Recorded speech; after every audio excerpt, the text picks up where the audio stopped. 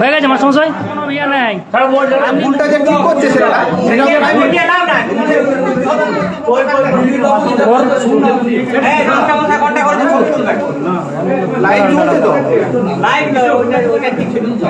কর কর কর, ভুলটা ঠিক ছিল, যেটা করেছে মুছে দিয়েছে। ফোনে ইয়ে করছিল 917 নাকি 917 987 947 947।